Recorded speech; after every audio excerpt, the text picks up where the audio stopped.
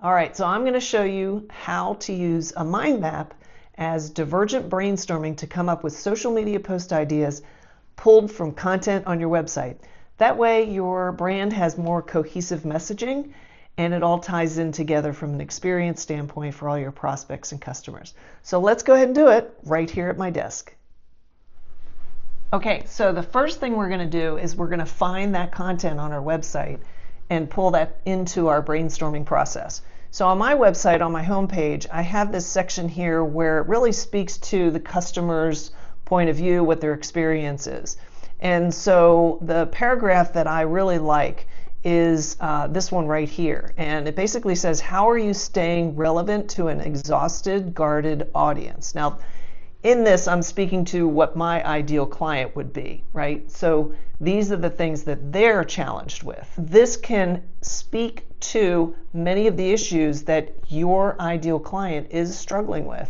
So let's go ahead and get started. Now, what I like to do is do it from the customer's point of view. And that means you're in their head, you're trying to appreciate and acknowledge their point of view and what they're struggling with.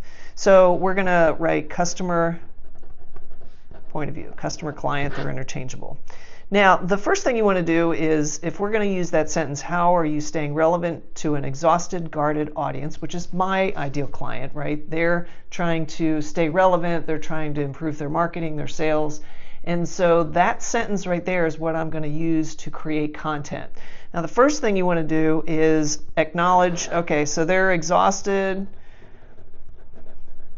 they're guarded,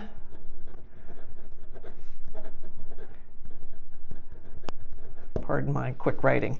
So that goes in the middle, okay? So that's the thing you're going to build on with your mind map.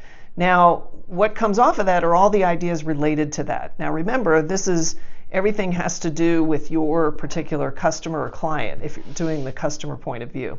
So one of the things is when they're exhausted, guarded, let's see, they're skeptical, right? So they're skeptics, okay? So that's one. What's another? They don't have time. So they have no time. That's another one. Let's see what else. They don't know which expert's the right fit. So they're worried about the fit, making sure that they've got the right person to work with who really gels with them. The other thing is they have to shop around, and that, and some of these will be correlated. Like they have no time, they got to shop around, which takes time.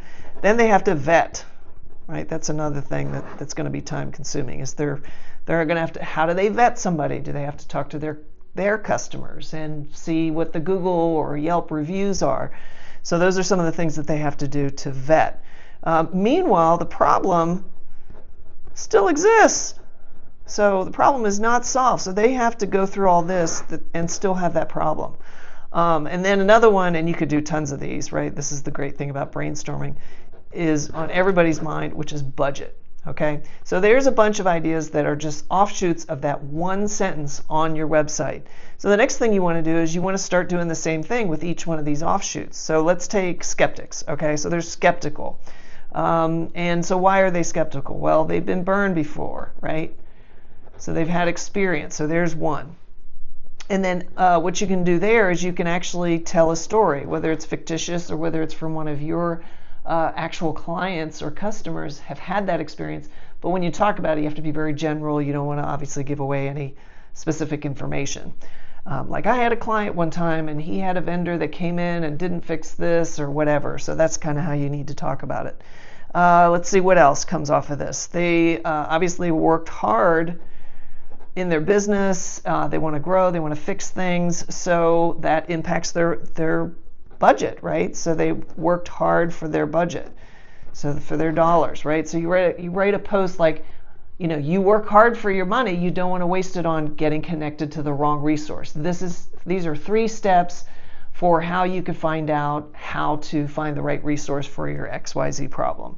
Let's see what else could come off of this.